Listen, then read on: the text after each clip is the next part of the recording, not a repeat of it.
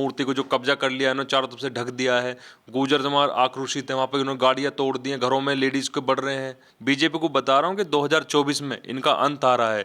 मैं कैसे मान लूँ गुर्जर समाज का नेता है, वो तो एक दलाल मानो उन्हें। तो अगर बीजेपी को दोबारा वोट दे दी तो ये तुम्हारे बच्चों से पढ़ाई करने का अधिकार छीन लेंगे। जो ग्वालियर में गुर्जरों का हुआ है, वहाँ माँ बहनों को, हमारियों को उठा उठा के जेल में डाल रहे हैं, पुलिस वाले बदतमीजी कर रहे हैं। नौकरी वो धर्म नहीं दे रहा, हमें खाने को नहीं दे रहा, वो धर्म हमें भागीदारी नहीं दे रहा। शर्म आनी चाहिए इन 36 बिरादरी के लोगों को जो इन ब्राह्मणों की पूछ बने पड़े, इनके पीछे घूमते हैं। मेरे साथ अंकित गुर्जर हैं। लगातार हाल के दिनों में सम्राट मिहिर भोज और स्वतंत्रता सेनानी धन सिंह कोतवाल को लेकर विवाद छिड़ा हुआ है। अभी हाल ही में ग्वालियर में गुर्जर समाज के युवाओं पर एफआईआर दर्ज हुए, लाठीचार्ज हुआ, पहले भी कॉन्फ्लिक्ट हुआ था। अंकित गुर्जर हैं। अंकित, कैसे देख रहे हैं इसे? देखो, बीजेपी की जो नीति है, दमकारी नीति है, ये कब्जा कर रहे हैं हर किसी की। ये सारे कि जो पूर्वज हमारे हैं उन्हें अपना लें। ये मनुवादी लोग जो हैं हर चीज़ पे कब्जा कर रहे हैं। वहाँ ग्वालियर में देखिए, वहाँ पे मूर्ति को जो कब्जा कर लिया है उन्होंने, चारों तरफ से ढक दिया है। गुर्जर समाज आक्रोशित है, वहाँ पे उन्होंने गाड़ियाँ तोड़ दी हैं, घरों में लेडीज़ को बढ़ रहे हैं। तो ये वो चीज़ें कर रहे हैं जो इन्हें नहीं करनी चाहिए। बीजेपी को बता रहा हूँ कि 2024 में इनका अंत आ रहा है। गुर्जर समाज एक ऐसा समाज है जो क्षत्रिय समाज है, बागी हमें कहा जाता है। तो मैं कहना चाहता हूँ कि नरेंद्र मोदी गुर्जरों को ना छेड़े, बिल्कुल भी गुर्जरों का इतिहास छीनने की कोशिश ना करें नरेंद्र मोदी, बिल्कुल भी। लेकिन अभी तो आप लोगों पर एफआईआर हुआ, लाठीचार्ज हुए, डंडे खाए, आप लोगों पर कानून तोड़ने का आरोप लग रहा है। नहीं, कानून तोड़ने का आरोप लग रहा है तो आप देखिए ना कि 12 तारीख को फिर हम लोगों ने वहां पर रैली करी थी। इतनी बड़ी संख्या में गुर्जर समाज था वहां पर कि पुलिस प्रशासन रोक नहीं पाया हमें। दिल्ली में भी आपके विधायक थे, उन पर जुर्माना हुआ। नहीं, अब विधायक जी मुकदमे तो करते रहते हैं, दमकारी नीति। आप देख लीजिए कि इन्होंने जो इनका जो सांसद है उसने गाली दे दी, वो भी गुर्जर था एक। गुर्जर समाज का सबसे बड़ा नेता बीजेपी में है, विधुरी जी। आप देखा नहीं आपने उनको संसद में उनका स्पीच? मैं कैसे मान लूँ गुर्जर समाज का नेता है, वो तो एक दलाल मानो उन्हें तो आरएसएस का दलाल मानो। मैं पूछना चाहता हूँ, गुर्जर समाज के कितने लाइसेंस उन्होंने बनवा दिए, कितने नौकरी उन्होंने गुर्जरों को दे दी। आप एक फोन वो गुर्जरों का नहीं कर सकते तो काहे के नेता हुए? एक केस हमारा भी हुआ था जिसमें रमेश विधुड़ी आए थे। उसमें एक लड़का था हमारा समाज का, अमन बैसला, उसे मार दिया गया था रोहिणी में। गुर्जर समाज इकट्ठा हुआ तो वहाँ बाबूजी, हम उन्हें बाबूजी कहते हैं, गुर्जर समाज की रामवीर विधुड़ी जी वो आए थे वहाँ, हमें आश्वासन, झूठा आश्वासन देके चले गए थे। उस लड़के को आज तक इंसाफ नहीं मिला।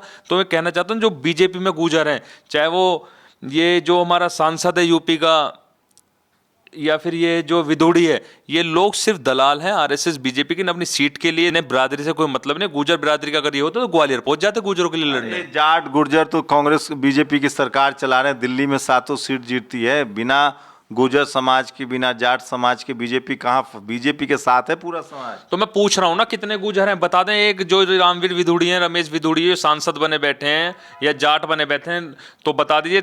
93 वो हैं इसमें पीएमओ, कितने उसमें ओबीसी हैं? एक भी गुर्जर बता दें। कहीं गुर्जर, कहीं किसी यूनिवर्सिटी का चांसलर हमें गुर्जर बता दें, कहीं भी नहीं मिलता। सुप्रीम कोर्ट, हाई कोर्ट में जज है कि नहीं गुर्जर? कुछ भी नहीं है, कहीं भी नहीं है गुर्जर। तो वहां अगर होंगे तो कोई फाइल उठा के इधर से उधर फिर रहा होगा। ये हालत है गुर्जरों की। ये तो रमेश विधुड़ी जैसे लोग तो अपनी रोटियां सीख रहे हैं, जिन्हें क्या करना चाहिए गुर्जर समाज को? ओबीसी के आरक्षण की मांग करनी चाहिए। देखो, हमारी जितनी हिस्सेदारी होगी हम उतना हक इनसे लेकर रहेंगे। नरेंद्र मोदी जी और अमित शाह जी कान खोल कर सुन ले, ये इनके बाप का देश नहीं है, ये देश भगत सिंह राजगुरु अंकित प्रधान का है। ये हमें रोक नहीं सकते हमारा हक लेने के लिए। मुस्लिम 18% हुए हैं अभी वहाँ। बिहार में जाति जनगणना हुई है, 3% वो ब्राह्मण आए हैं, और ब्राह्मणों ने पूरे बिहार पे, पूरे देश में कब्जा कर रखा है।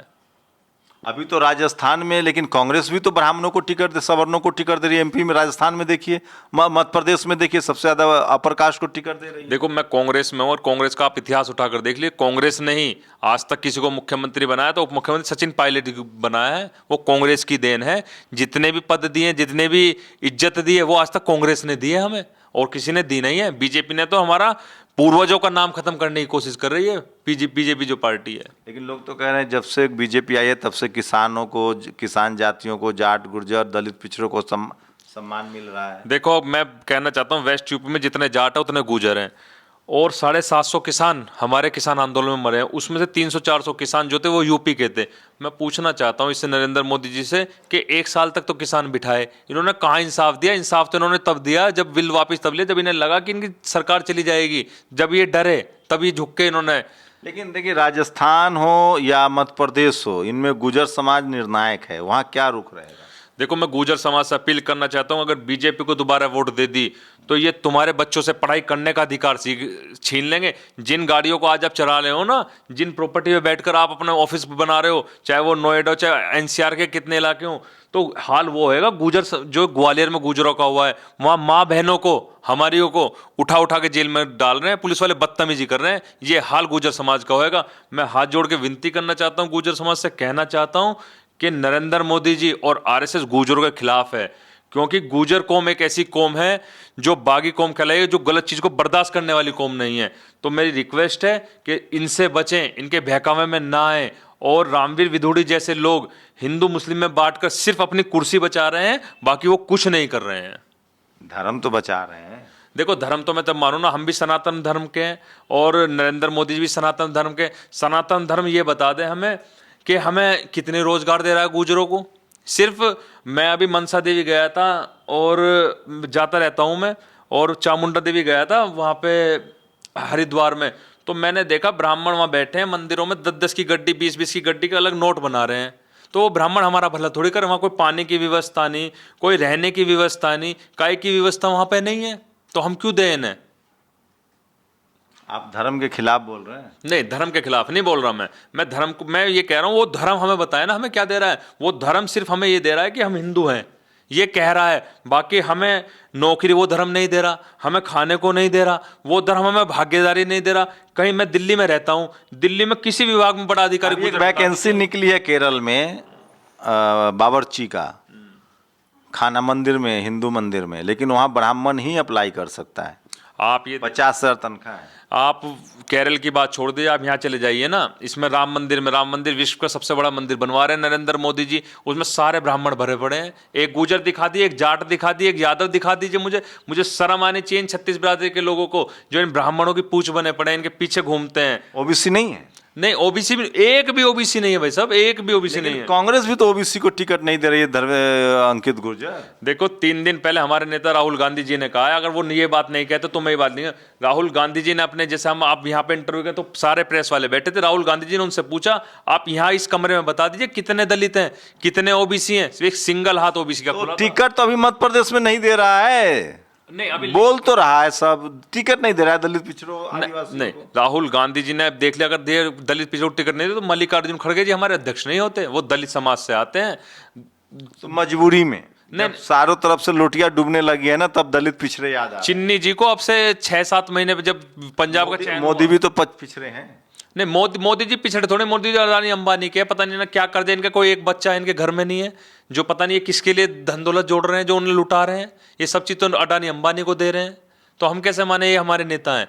आरएसएस का चीफ आज तक देख लीजिए, कोई गुजर नहीं हुआ, कोई जाट नहीं हुआ, कोई वो नहीं हुआ, तो काहे का ये हमारा संगठन है ना? बीजेपी हमारी है, बीजेपी 36 बिदोरी को देखिए प्रमोशन मिल गया। देखो, रमेश बिदोड़ी जैसे लोगों तो इन्हें चाहिए। अगर इसमें हम जैसे गुजर को हो जाएं, अलका गुजर हैं एक राजस्थान से आती हैं, वो एक बयान दे दें, हम उन्हें मान लें, उन्होंने कौन सा बयान दिया गुजरों, कौन सा भला किया है, तो उन्हें भी प्रमोशन दे दें कल को। ये तो सोचिए, धीरे धीरे ही सही तमाम किसान कम्युनिटी में एक सामाजिक और राजनीतिक चेतना आ रही है और वो अपनी भागीदारी का सवाल पूछ रहे हैं। वो कह रहे हैं कि धर्म हम बचाएंगे, धर्म हमारा है, लेकिन सवाल है कि धर्म के नाम पर हमारी भागीदारी कहाँ से आएगी। सोचिए, आज केरल में एक बावर्ची की नौकरी निकली है, 50,000 तक तनख्वाह है, लेकिन शर्त यह है कि बावर्ची के अप्लाई वही करेगा जो ब्राह्मण समाज से होगा। जाके एडवर्टीजमेंट देख लीजिए। क्या लगता है आप लोगों की, इस देश की जो किसान कम्युनिटी है वो अपने राजनीतिक, सामाजिक और संवैधानिक अधिकारों के लिए सजग हो रही है? अंकित गुर्जर की माने तो ऐसा ही लगता है। आप लोग अपनी प्रतिक्रिया जरूर दीजिए। शंभू कुमार सिंह, नेशनल दस्तक, दिल्ली। नेशनल दस्तक की आपसे गुजारिश है कि अगर इसको बचाना चाहते हैं तो नेशनल दस्तक को सब्सक्राइब करने के लिए रेड कलर के सब्सक्राइब बटन को दबाएं, फिर बेल आइकन की घंटी दबाएं। नेशनल दस्तक को बचाने के लिए बहुत जरूरी है कि हर खबर को शेयर करें, लाइक करें, कमेंट जरूर करें।